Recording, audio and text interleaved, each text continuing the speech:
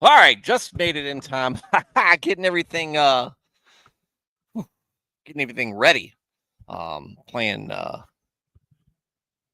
getting all the kids ready and the baby down just in time for me to start the stream, then tuck the middle child in. Now all I gotta wait for is to tuck the oldest child in about 20 minutes. So I'm all ready to go. How about you guys? My name's Stuart Davis, Flawed Man of God. Welcome to this channel named A Flawed Man of God. It's a place where we as Christians kind of just gather together in a kind of a small group setting, because that's what we really are right now, is a small group setting to talk about biblical topics, give our takes on it, me speaking, you guys put going in the chat if you want to.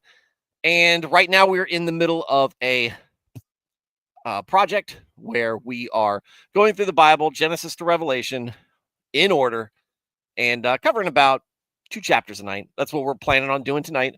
And would love to have you listen along, read along, comment, because what we're doing is we're reading it and reacting to it as we go. Some of you may have read this before, many times maybe, especially specific passages. Other of you might be reading this for the first time. This stream is not just for your well-established, lifelong or many years long generational Christian. This is for folks who are new to the faith, folks that aren't even in the faith yet, but are just curious, and you want to just get a taste of what it's like to talk about Christianity with Christians. And like I said, in a layperson standing, we're going to try to use, not going to try to use big words, go over your head. You want to see us in action? Here it is. And you're going to get encouraged to go to church the more you participate. But, that's part of becoming a Christian if that's what you want to participate. But not just the beginners, right? Everybody between that and the folks who are way more knowledgeable in their faith than I am. And trust me, it's not the hardest bar to clear, is to know more about Christianity than I do. Okay, some folks know the Greek, know the translations, been to Bible college and seminary, but yeah, let me get this out of the way. I'm not a professional. I am a layperson. This is just a place to meet and talk about things. This is not a denominationally specific group. This is just talk. This is just hanging out. This is just study. Think of it as a place where you can rest at the end of a long day, see some people that you're familiar with, folks in the chat, though chat's kind of quiet tonight, but see some folks that you're used to talking to and listen to the good word. And look, there's no word better than God's word. Hang on one second.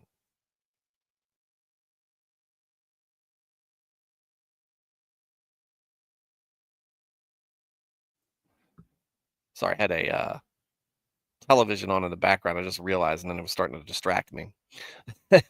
So that's where we are. That's where we are. This is the channel, and we're not big, and we're not going to ask you for donations.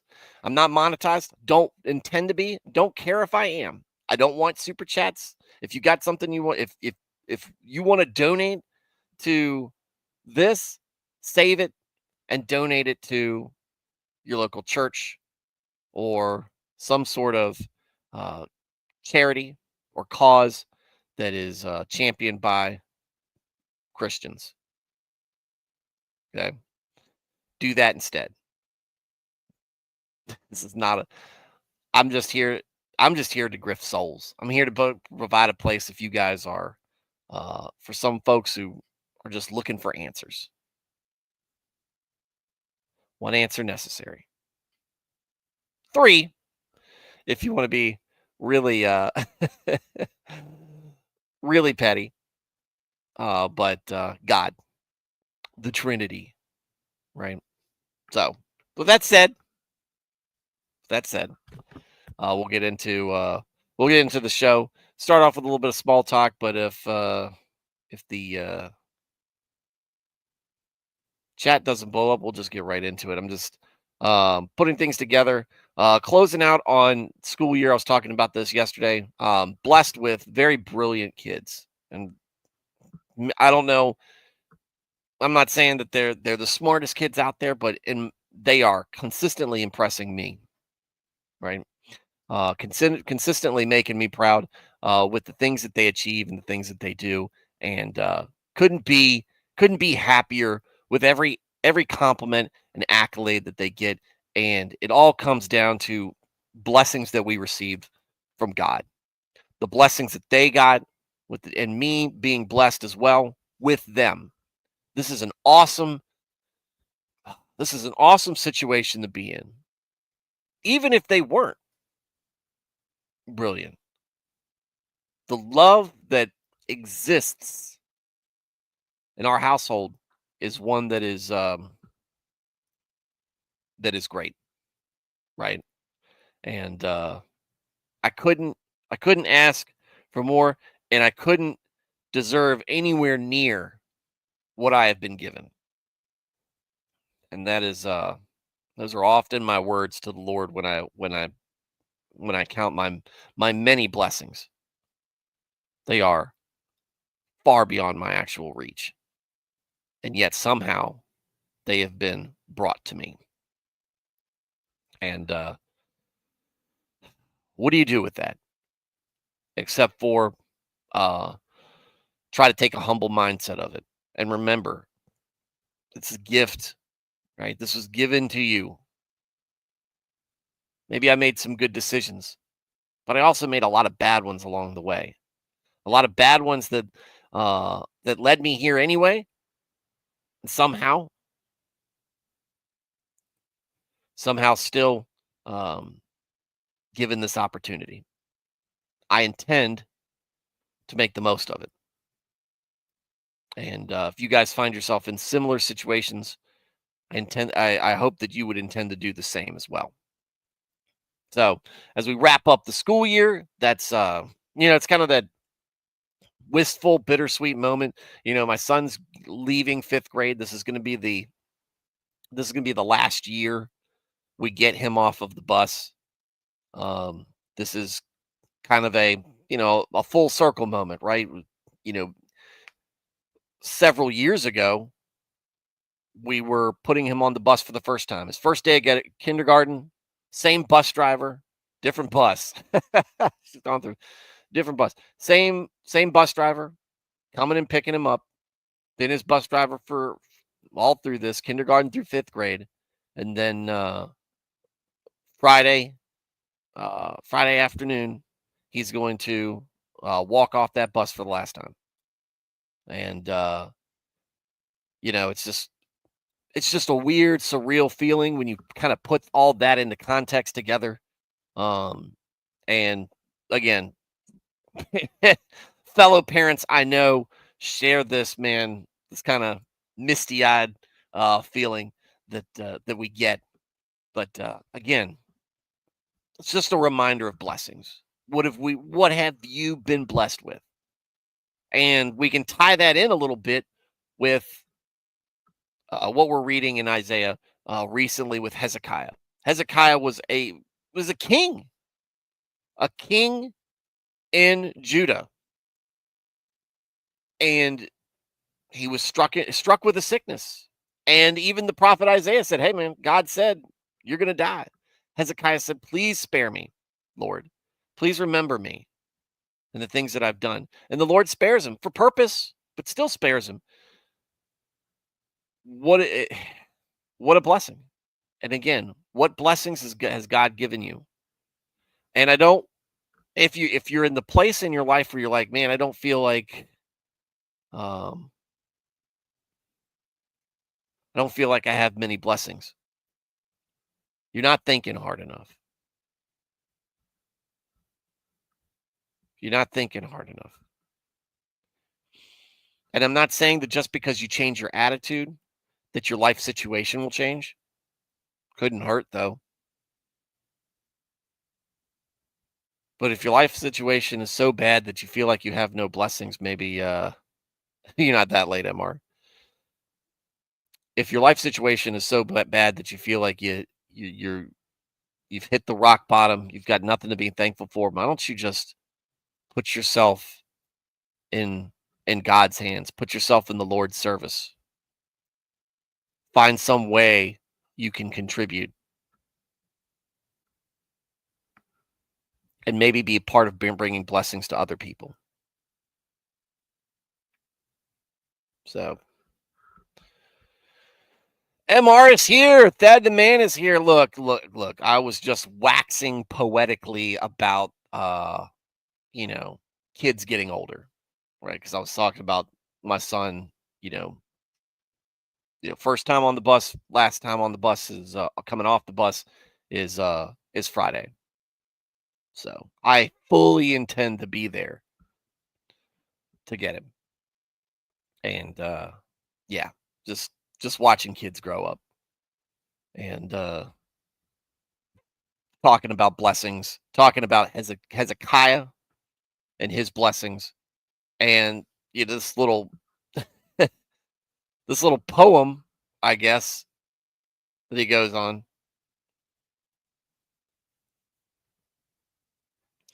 And we're gonna see something afterwards in 40. We're gonna start tonight. It's almost like we're back in the Psalms, right? Because it sounds like it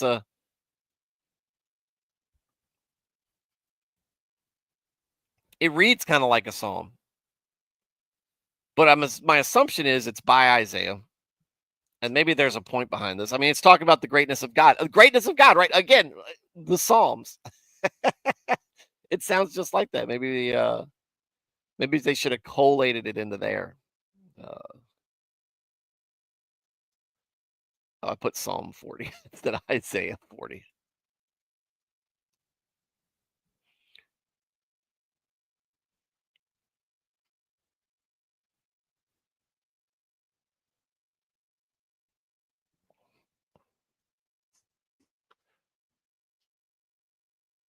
Yeah, time makes you bolder.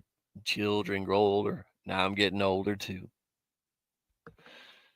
Yeah, there's a lot of songs like that hit you in the feels more when you get to be in this situation in life. Uh, it's good to be there, though. It's good to be there. You know, I would much rather be in this situation than never have experienced it at all. Yeah, it's a good. Can't listen to that one. I mean, I love Fleetwood Mac and Landslides. Landslide's a good one. What do you got?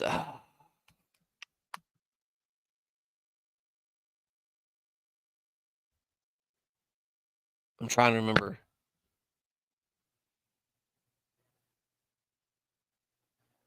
Trying to remember the name of the song. Now it's going to bug me until I look it up. Obviously, there's Cats in the Cradle, right? That one's hard. Uh,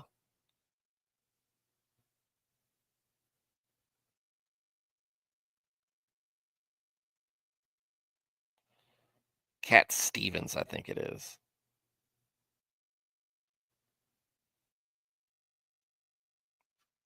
Yeah, father and son, Cat Stevens. Cat Stevens. That one's a tough one. Um, Simple Man is another one when you look at that. And believe it or not, one that gets me is Miracle by Shinedown. I got a special place in my heart for Shinedown. I think the guy's uh, has a amazing voice. He came, Shinedown came and played for us while we were in Iraq, and this was right after. This is when 45 was still kind of new. Uh,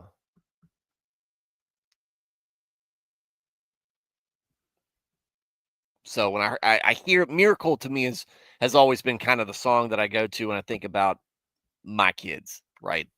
Um, and kind of the feelings around it. Uh, it's borderline the old What's the meme? Divorce dads.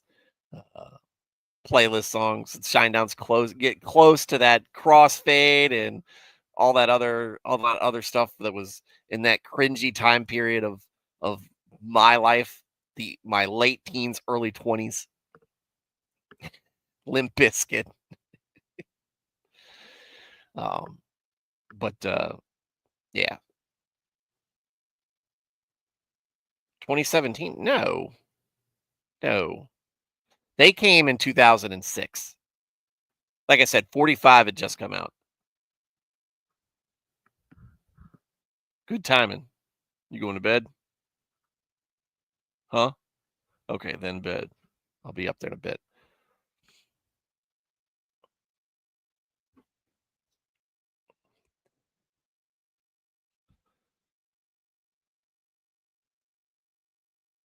Oh no, yeah, no, no, no. 45 was yeah, you know now. By 2017, Shinedown wasn't cool anymore. At least I was told that. But what got us off on that? Oh, it's just songs that hit us wrong. Oh, because Thad started singing Fleetwood Mac in the chat. All right, all right, all right. Let's uh let's get our act together. All right. So like I said, 40 and 41 are both going to kind of read like the Psalms. So let's go through it like that. Comfort, oh, comfort my people, says your God. Speak tenderly to Jerusalem and call out to her that her time of compulsory service in warfare is finished, that her wickedness has been taken away since her punishment is sufficient, that she has received from the Lord's hand double punishment for all her sins. A voice of one is calling out, clear the way for the Lord in the wilderness, remove the obstacles, make straight and smooth in the desert a highway for our God.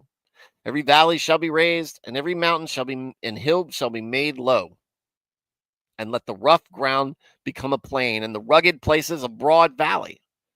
And the glory and majesty and splendor of the Lord will be revealed, and all humanity shall see it together, for the mouth of the Lord has spoken it.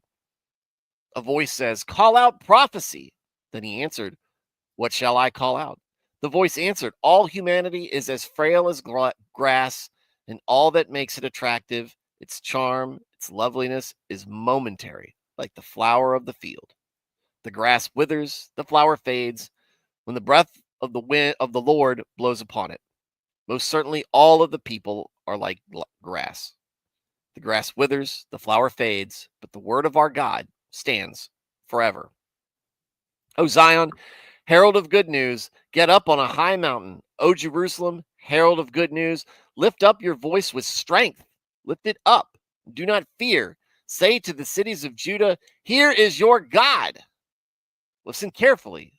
The Lord God will come with might, and his arm will rule for him. Most certainly his reward is with him, and his restitution accompanies him. He will protect his flock like a shepherd. He will gather the lambs in his arm. He will carry them in his bosom. He will gently and carefully lead those nursing their young. Who has measured the waters in the hollow of his hand, and marked off the heavens with the span of the hand, and calculated the dust of the earth with a measure, and weighed the mountains in a balance, and the hills in a pair of scales? Who has directed the Spirit of the Lord, or has taught him as his counselor? With whom did he consult, and who enlightened him? Who taught him the path of justice, and taught him knowledge, and informed him of the way of understanding?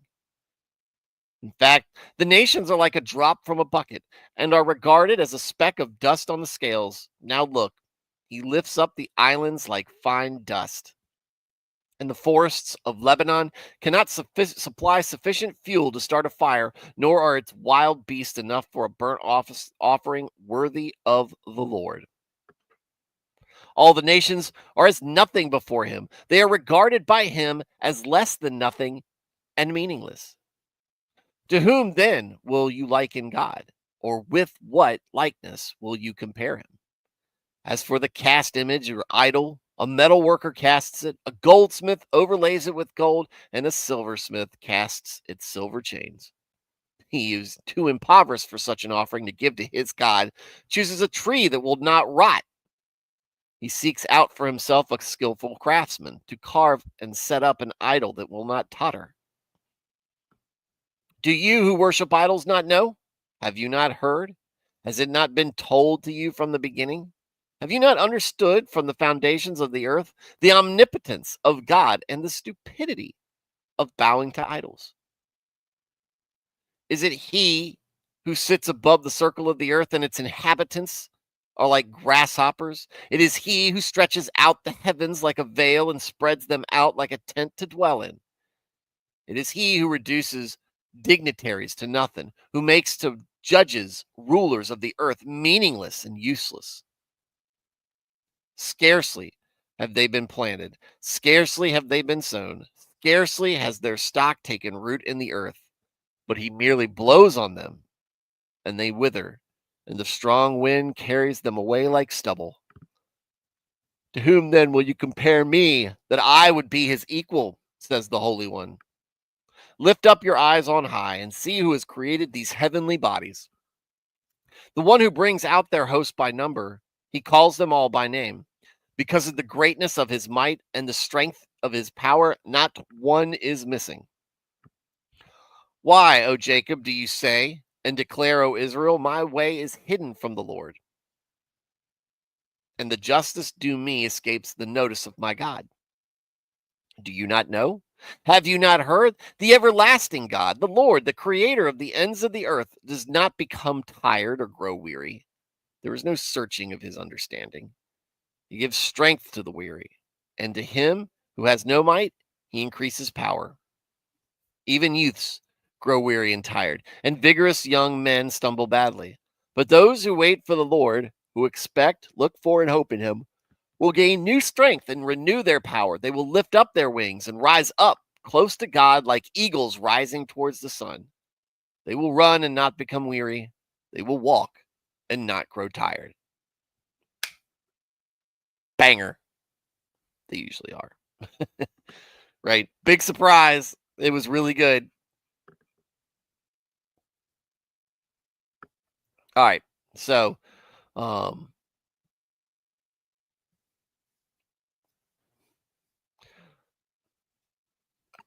I think that, I mean, obviously, since this is Isaiah,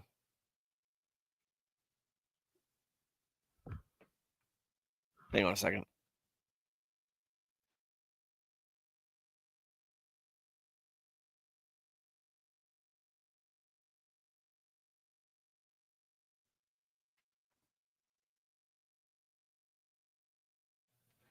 Thank you, MR. I appreciate that. So, it's part of Isaiah, it's part of prophecy. So, we assume that this is something that he wrote.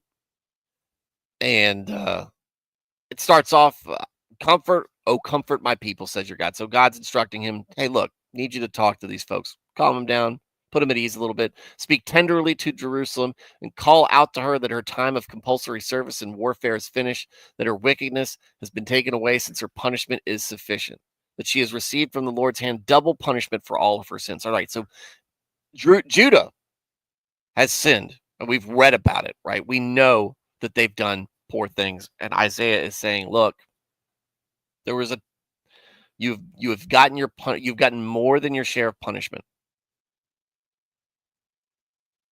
Okay, double punishment. You've got double the punishment allotted by God, um, but that's coming to an end, and so it's time to rest easy."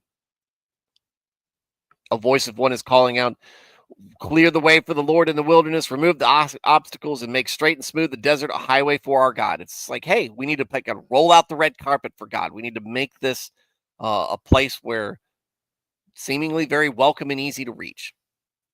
How do we do that as people? What you'll see with the overall tone of Isaiah 40, it's really just it's kind of us and God kind of asserting how powerful he is. And it's it's a flex. And you think of this as, well, I mean, why is he doing this? You got to understand kind of what's been going on. Israel has been, I'm sorry, well, Israel has been, and so has Judah, incredibly sinful. Israel, even more so. Judah, keeping up. And after all the things that they've been given, they still will, the majority of their population denied God. The majority of their population was worshiping other gods, involving themselves in all sorts of sin. And God's kind of, you mean, imagine God's kind of just like rubbing his temples on things. He's like, why? Why are they doing this? Right? Just in the frustrating sense that the that the Israelites can be, right? A stiff-necked and stubborn people, as God says, calls them several times. And this is at the end of punishment. It's like this, you've got, guys, you've got to remember, this isn't just that I'm blessing you. This isn't just being thankful. It's remembering who I am, the greatest of all things that you can imagine and beyond. Okay, I am for Christ, the Alpha and the Omega, the beginning and the end. He is eternity, right? He is our creator. And just try to put that into perspective, how big that makes him, how important that makes him. And it seems like just that's the assertion that needs to be made, because Israel and Judah have forgotten this. And sometimes, I mean, you got to appreciate, if we've got faith in God, it does try, there is an effort to kind of understand, at least to a degree, what he is. And while we can't fully understand that and wrap our heads around this, and maybe we get um maybe that's made clear to us in heaven, or maybe it isn't. But we need to, but right now is all we already know all we need to know. Omnipotent, omniscient, and omnipresent. Pretty powerful stuff, right?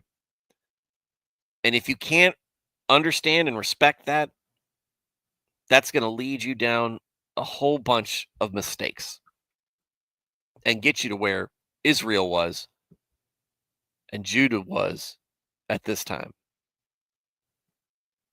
And spoiler alert, ineffable.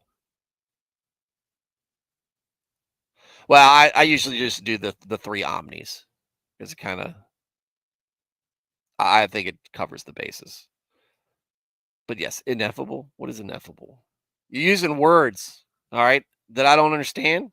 I'm gonna take that as disrespect. Ineffable.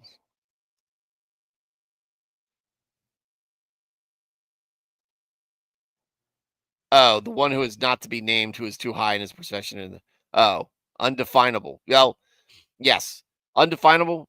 Yeah, and it's kind of what we get out of Job, right? At the end of Job, when he's like, y'all trying to find answers and explanations and everything, you don't understand. You don't understand. So you need to stop trying to a degree. Understand what you need to understand. I think sometimes part of the reason why we are so divided as Christians is we have focused too much on trying to figure God out. Yeah, Mar, we do the words for the day. Everybody like, yeah, the old Pee Wee's Playhouse. Um, we use that all the time in depositions. Ineffable. Put that as your title, the ineffable MR. Um, but it's we kind of. I think that sometimes we get our when we try to refine our theology so much. Sometimes it just seems like a lot of our discrepancies come from us trying too hard to figure God out.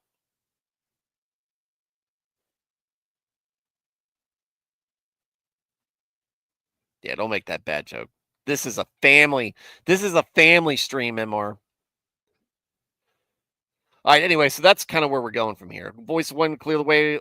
Every valley should be raised, mountain, hill made low, and let the rough ground become a plain, and the rugged places a broad valley. You think of basically making the earth smooth, right? Because God is worthy of not having to step low or over things. He um deserves a flat surface. Period. Wherever he goes. That's what he so that's the idea of rolling out the red carpet. It's just moving mountains and changing the landscape of things. And the voice says, call out so the glory, majesty, and splendor of the Lord will be revealed. This is almost like end times, right? And all the humanities to see it together. For the mouth of the Lord has spoken it. Oh, we are going to see. We're going to bask in the glory of God. And a voice says, call out prophecy. What should I call out? Answering all humanity is frail as glass. I keep wanting to say glass. Frail as glass because it just makes sense. Frail as grass, and all that makes it attractive, its charm and loveliness, is like the flowers of the field. But grass withers and dies, and flowers fade and fall away, and all simply at the breath of the Lord. But God is always there, right? And then it says, "On Zion, herald of good news. On Jerusalem, herald of good news. Lift up your voice in strength. Lift up with fear. Say to the cities of Judah, here is our your God. Proclaim your faith proudly, openly, loudly, if need be. You should not be afraid to say you have faith in the Lord." Right? Especially when you're talking about, he's calling on this entire nation to say this. So you're not having to do it alone.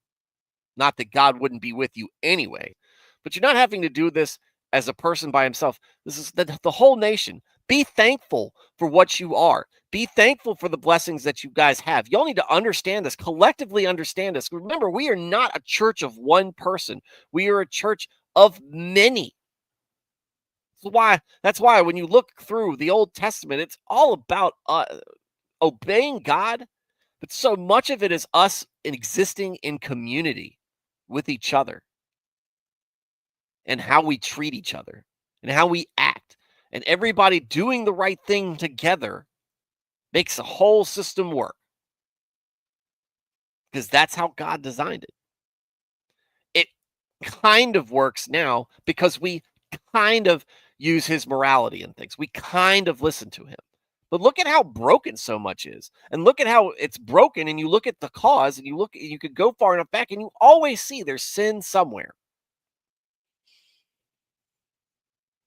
Sin somewhere has caused breaks in all of this. We talk about, you want to know about how people want proof of God.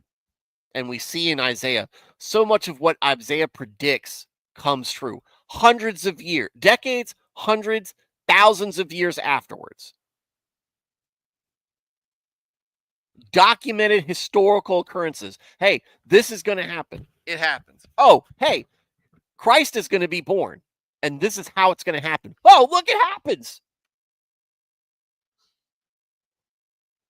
And you're like, this is dated, right? We know this. But it still takes faith. It still takes faith on our part. But if you need more encouragement, look at all the things that are written down in the Old Testament. It said, this is how this works. And then look at me. But what is the cause of all the problems? Why is the world in so much turmoil? And you can start nitpicking and root cause analysis, use all the buzzwords, right? Corrective action. You can always see sin. You can always see sin and disobedience to God, lack of faith in him, right? But for Zion and Jerusalem, for whatever, you've been blessed with this. Stand as a city, stand as one, stand as a church, stand as an assembly before God with strength, no fear, period. And listen carefully, the Lord God will come with might. His arm will rule for him, and most certainly rewards is with him, and his restitution accompanies him. He will protect his flock like a shepherd, gather the lambs in his arm, and carry them into his bosom, and gently and carefully lead those nursing their young. And it's not a promise that means that everything's always going to be okay in your life. This is not a promise that your life is going to be free of tragedy, free of bad, hard feelings, challenging times, bad seasons. You're going to run into those things. But guess what? Your eternal soul is protected. And what we enjoy our time here, or at least like we were talking about, it's we should enjoy our time here. But at the same time, we don't enjoy our time here at the cost of the eternity that we want to spend on the other side of all this. We don't want to give all that up because sinning's going to make it more pleasurable for a few minutes or a few hours or a few days or whatever, even if it was a better life. If you sold your soul, you gave up a century at best for eternity.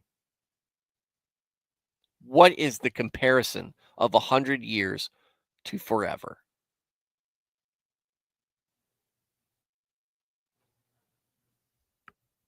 God's protecting you. And you'll feel it sometimes in this life. I've felt it myself. And I used to, and even as someone as faithful, as someone who believed in God, loved God, I didn't really understand God moments until one happened to me. And it was, geez, I want to say I was 30 when I finally figured it out. 3 decades in, right? When I finally looked at that, I was like, man, right? It's part of what made my 30s such a great time of my life.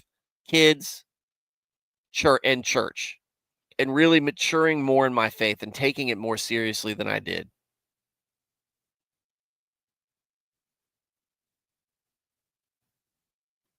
And I think part of that was kind of, when coming up in church, that was a lot more of, there's a lot of cessationist mentality, right?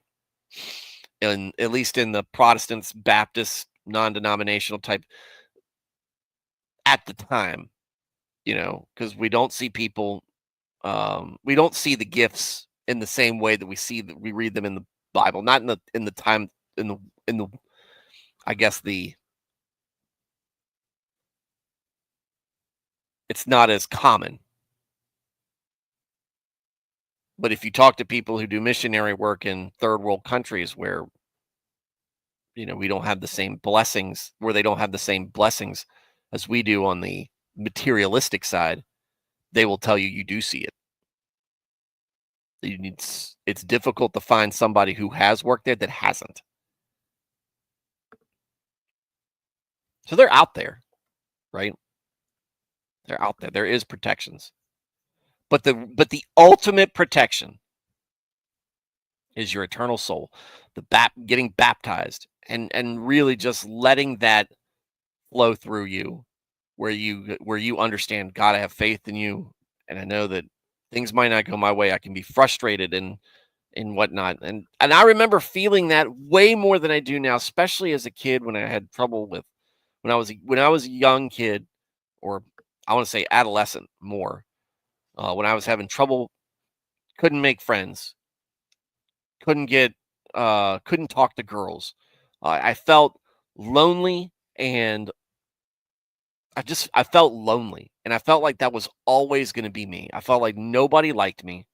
Um, and I prayed to God, and I cried to God, and I just out of frustration and everything, that I would just, is this all that I'm going to have? I was a difficult kid, and I know I challenged my parents, and there were times where we butted heads a lot. Am I nothing but a disappointment to everybody? And for years, I thought that there would be no answer to that. And in a way, I kind of stopped asking. But then, all of a sudden, I turn around and I look. I'm married. I've got a son. I'm back in church. I have friends, and I start to see that other people do enjoy spending time with me. And I'm like, this is what I always thought I wasn't going to have. And I was so certain that I wasn't going to get it, that it just, that I basically accepted that I figured God just didn't have that in the cards for me. But I never occurred to me that it might be on God's time. And maybe I had to go through some of my own experiences before I would be here. And I still think at the same time, look at all the mistakes I made in my life leading up to this point, and I've still had this. Like Solomon for David and Bathsheba. David sinned greatly concerning Bathsheba. If he'd have obeyed God, those two never would have been together. But even though he did, and he repented, out of that we get King Solomon, who is granted, kind of through his own humility and love for God, the wisest man of all time. And certainly I'm not comparing myself to David. My blessings are less, and I'm less deserving. But you think of the sins that you have committed in your life, the big ones and the little ones, and yet has God made good and wholesome things come out of their wake, even when there was immediate consequences. It's just very surreal how that all works. Who has measured the waters in the hollow of his hand and marked off the heavens with the span of the hand, who can calculate the dust of the earth with a measure, and all this stuff right here? Who has directed the Spirit of the Lord? I think he's talking about the Holy Spirit there. Taught him as a counselor. Who else can do these things? Who is, and where does it? Who did he with whom did he consult and get enlightened? Who informed him? Who taught God all this stuff? Right? Nobody we know. Right? The nations are like a drop from a bucket, speck of dust on the scales. Lifts up the islands like fine dust, like very tiny dust. Who is on God's level? To whom will you liken God? Who is that who is that powerful? Who is that complete? Who is that ineffable? Bad. Got him. And this really is, and then we find out later, or in the next few passages, this is where it's directed to one of the biggest problems that Israel and Israel and Judah had. False gods. They were, or demons, right? That they were worshiping. Molech, Baal, Asherah. All those folks or all that cast of characters, real real bad demons or false gods altogether. So you're going to lift these folks up? Let me tell you about your god. Let me tell you about this idol you made. It was made by man.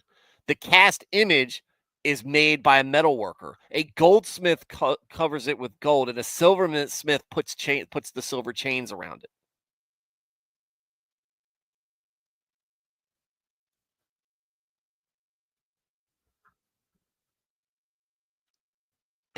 That's your god. Something you created. All of a sudden, this is going to be powerful. This is going to be the omnipotent, all-powerful thing. You made this. And to be honest with you, with gold, yeah, it's precious metal, silver, but they're soft. These are soft metals. Right? And you can put it in the flames and it melts. And if you're too poor for the gold and silver or the metal, what do? You take a tree and you carve it up, right? Craftsman carves it up. Maybe make it flat for you so it doesn't fall over. The weeble wobbles, but it doesn't fall down.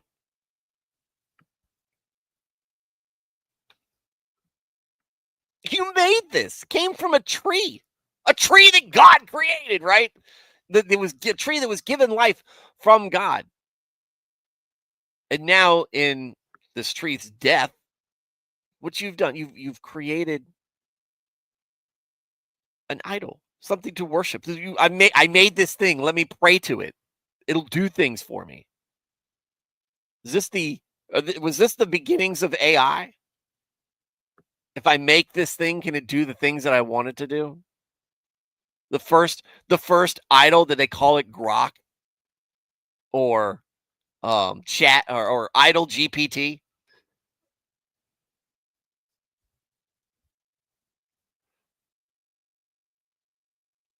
The hubris, the pride and the arrogance of us. And he says it in here. Do you who worship idols not know? Have you not heard? Has it not been told to you? Have I not said this from the beginning? Have you not understood by the way things work the powerfulness of God and the stupidity of worshiping idols? I'm horrified of Grok. I am MR. I am horrified of Grok. I use it all the time.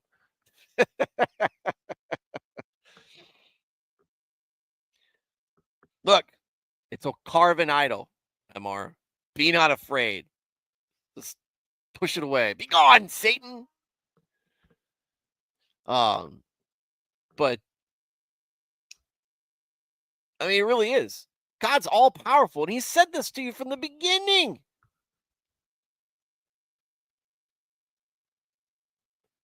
I am God. Don't worship idols. It's dumb. They're not me. They're other things or nothing. And if it's against me, it's not a good thing. So, would you call that stupid? I call it stupid. I call it foolish. I also call it very sad.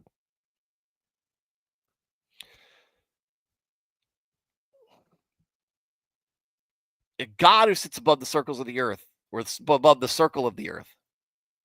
Somebody told me that he who sits above the circle of the earth. This is funny because this was actually 2 weeks ago, I think. Somebody was telling 2-3 weeks ago. Somebody said that this passage here was proof that Christians believe in flat Earth and that the Bible teaches flat Earth because he sits above the circle of the Earth. Oh, did we need to say sphere, or will circle suffice? Or circle suffice? Circle suffices. Okay. The idea that the Earth was a circle shape, I don't think was understood back then. GPS, bro. Grok positioning satellite, MR.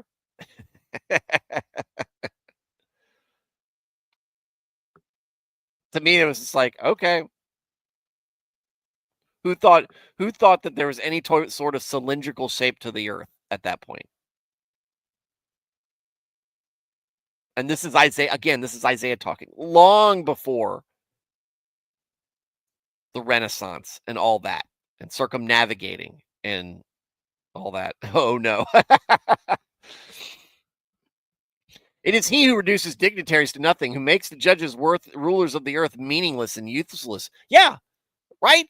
Because nobody is higher up than God, and nobody's rulings are as good as God's. They're meaningless. Now, 24, I just don't understand what he's referring to. Scarcely have they been planted, been sown, taken root in the earth, and he merely blows them together. Dad, don't put me off. Daggone it. Nobody cared about the Greeks when Isaiah was writing this.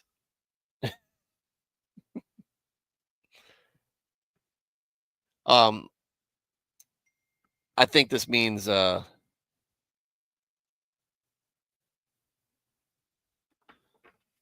think this is talking about the leaders. Even that leaders come up are scarcely rise up and scarcely I guess what should I say thrive. And even then, God can lower them with just a thought. He said he merely blows on them and they wither. A strong wind carries them away like stubble. Then he goes, to whom will you compare me that I would be his equal? We're only going to get through this one tonight. We're not going to do the second. I'm going to have to update the I'm going to have to update the title on this. Lift up your eyes on high and see who has created these heavenly bodies. The one who brings out their host by number, he calls them by name because of the greatness of his might and the strength of his power. Not one is missing. And here we go back, hearken back. Why, O Jacob, do you say and declare, O Israel, my way is hidden from the Lord, and the justice due me escapes the notice of my God? Do you not know? Have you not heard? The everlasting God, the Lord, the creator of the ends of the earth, does not become tired or grow weary. There is no searching of his understanding. He gives strength to the weary, and to him who has no might, he increases power. Even young people grow weary and tired, and vigorous young men stumble badly. But here we go at the end. Through all of that, right, as worthless as we feel that we are, those who wait for the Lord, who expect, look for, and hope for him, will gain new strength and renew their power, and they will lift up their wings and rise up close to God like eagles rising toward the sun. They will run and not become weary. They will walk and not grow tired. There is a reward. There are blessings, earthly and heavenly. Don't get caught up so much with the earthly ones. Remember that the heavenly ones are way more important in the long run. Patience and grace and understanding, all these things are things that you can't pray for enough.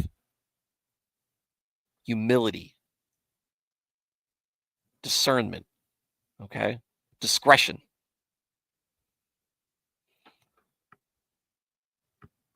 Understand where we are, okay? Understand where he is. And we were talking about how stupid it is to have idols and how great and powerful God is. Do we forget how great and powerful God is as we pursue any of the other things? When we are jealous of other people for what they have and what they achieve, when we aren't faithful to the people we commit our lives to, when we lie about each other, when we steal from each other, when we kill each other, or when we disgrace or for even worse, forget God.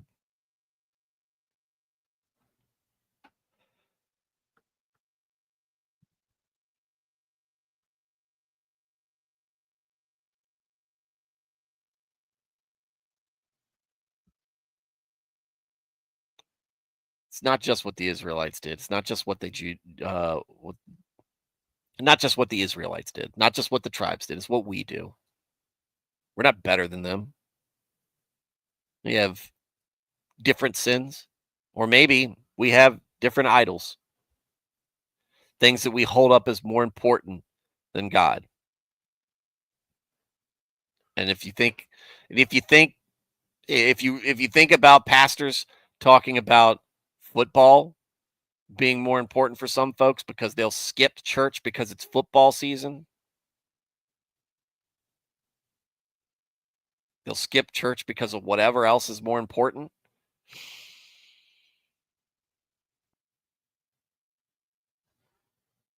What's your idol? What's your sin? It's probably not just one. And you're not alone.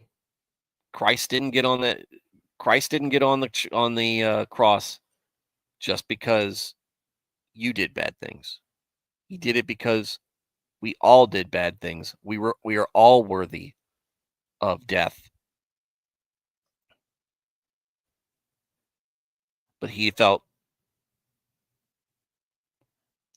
like giving us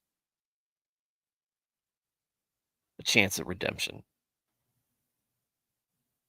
So that's our episode for tonight. We were supposed to do 2 of these, but 40 was so long and so I thought it was pretty good, right? Yeah, video games is another big one. Video games is another big one. And it might sometimes we put our family before church. We got to remember or before God. Don't do that either, right? We're doing our family a disservice if we're not putting God first. What's the example that we're setting? What's the behavior that we're emulating? It was a very good chapter. Isaiah 40 was very awesome. Thanks, Carl. Thanks, MR. Thanks, Thad. Been very quiet, very small chat. And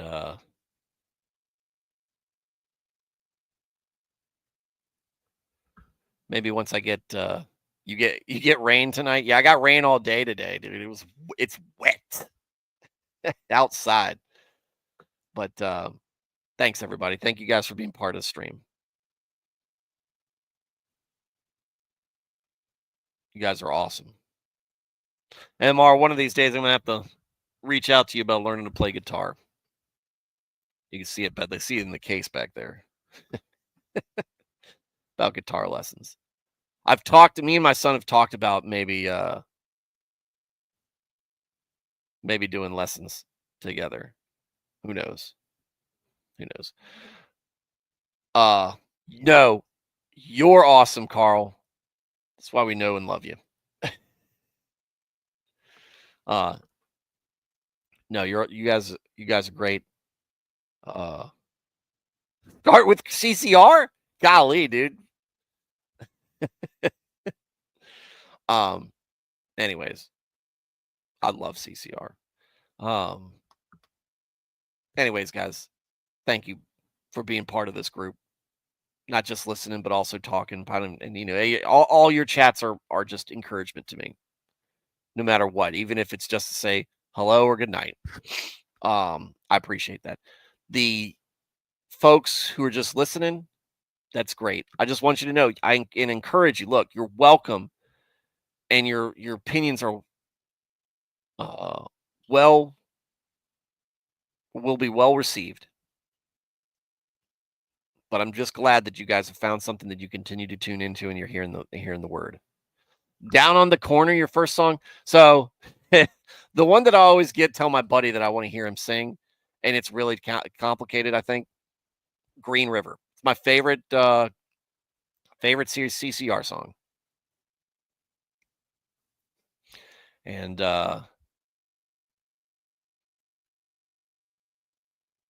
yeah, what else? I'd love to learn Hotel California. There's a lot of songs that I'd love to learn, especially from the mid late '60s to the uh, early '80s, maybe. I've got a list. I've actually got a list of songs that I really want to learn how to play, and it's just a wide variety. I'll probably just to share it with you one time, Mr. But yeah. Anyway, for everybody else who is catching this stream on replay, hey, sorry I missed you, but thank you for watching. Thank you for watching, and I hope to catch you live sometime soon. Everybody, have a good night, and God bless. Thanks, Mr.